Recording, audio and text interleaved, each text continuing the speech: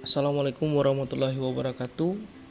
Kembali lagi bersama saya Riang Adeko. Di sini saya akan memberikan tips dan trik agar lulus ujian kompetensi atau UKOM yang dalam waktu dekat akan menghadapi yang namanya exit exam. Ya, sehingga lulusan dari pendidikan tinggi kesehatan ya itu harus melewati ujian tersebut jika akan dinyatakan lulus sebagai seorang wisudawan.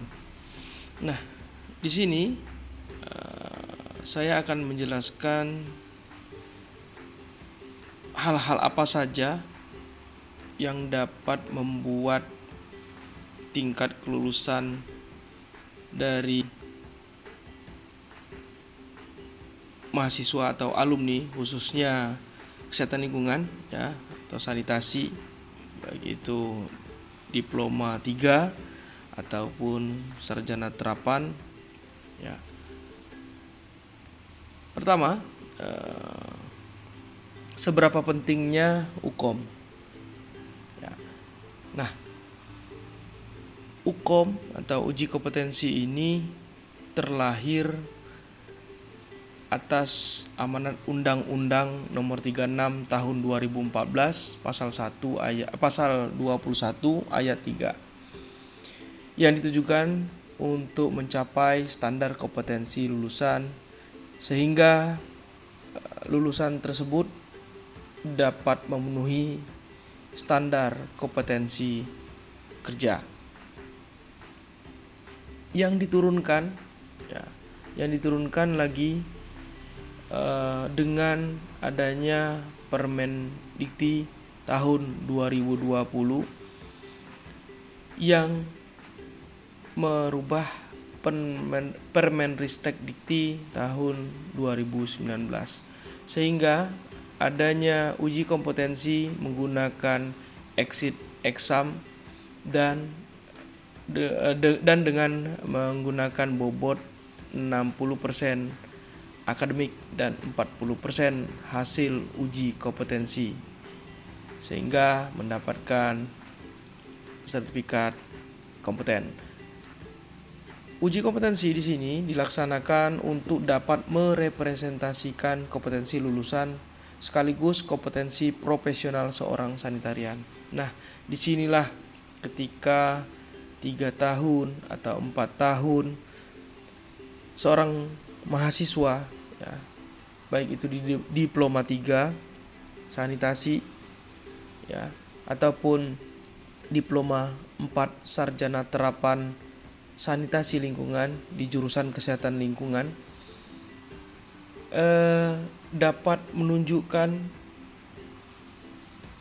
layak atau kompeten pada saat di dunia kerja nantinya sehingga profesionalisme seorang sanitarian itu dibuktikan ya atau distandarisasikan menggunakan uji kompetensi sehingga mendapatkan sertifikat kompeten.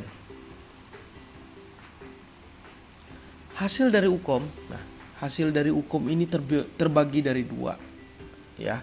Yang pertama kompeten.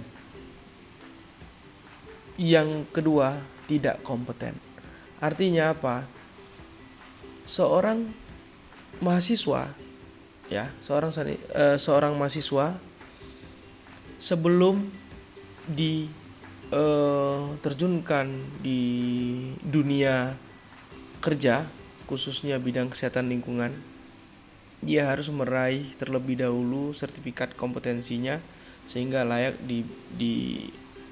dinyatakan sebagai sanitarian yang kompeten.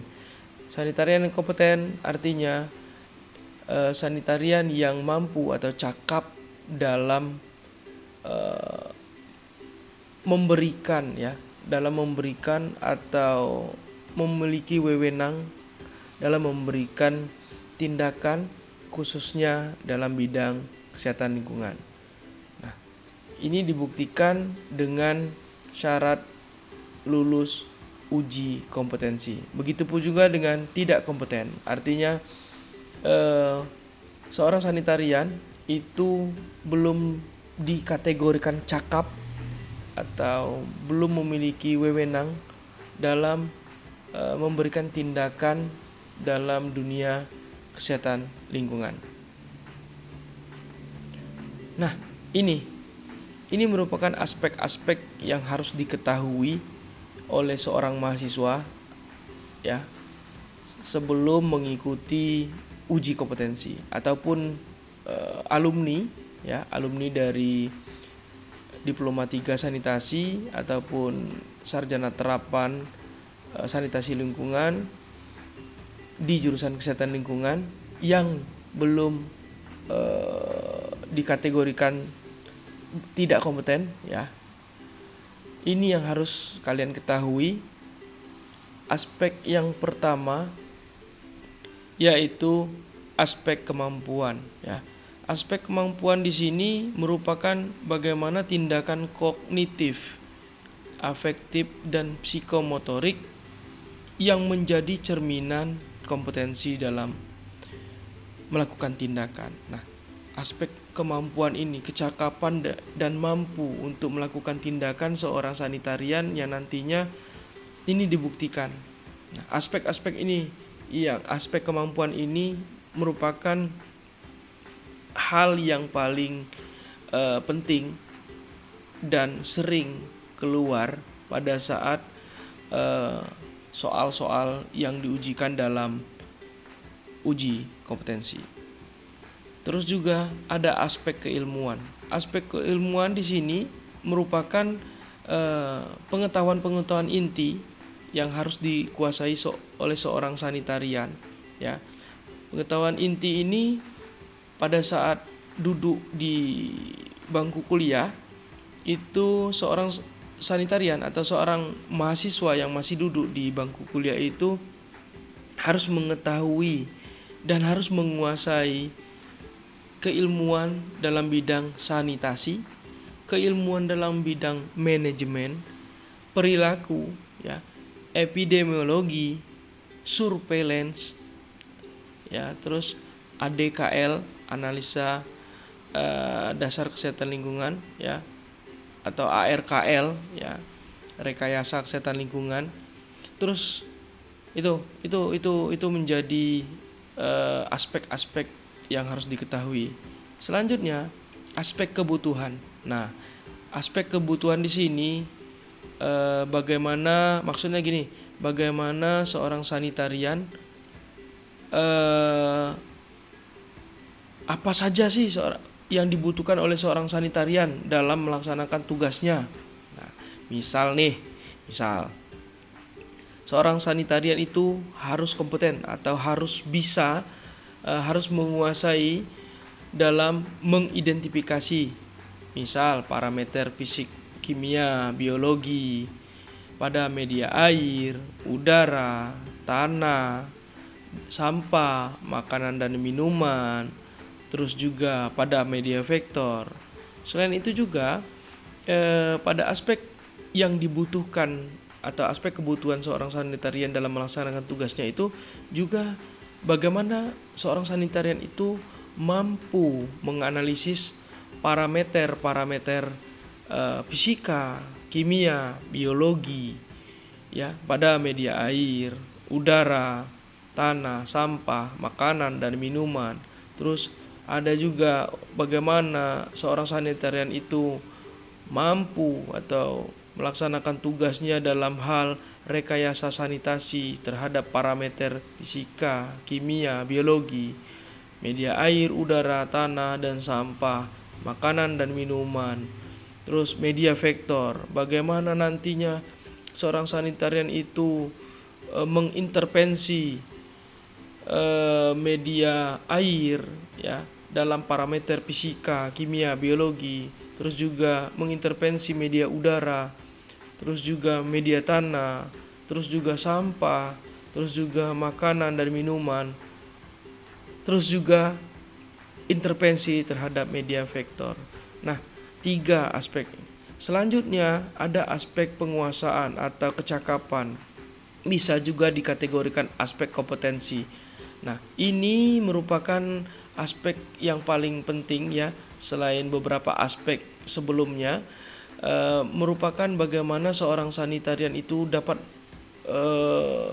menguasai inti dari materi pada saat perkuliahan, yang nantinya dipertimbangkan menjadi inti yang harus melekat pada diri seorang lulusan. Nah, disinilah aspek kompetennya seorang sanitarian ya, yang diuji dalam hal penyataan air, contohnya ya, dalam hal penyataan udara, tanah, sampah, makanan dan minuman, pengendalian vektor, pemberdayaan masyarakat, sarana dan bangunan. Nah, ini merupakan aspek yang krusial. Di sini terletak kompeten atau tidaknya seorang sanitarian. Ya. Selanjutnya ada namanya aspek sasaran. Aspek sasaran ini merupakan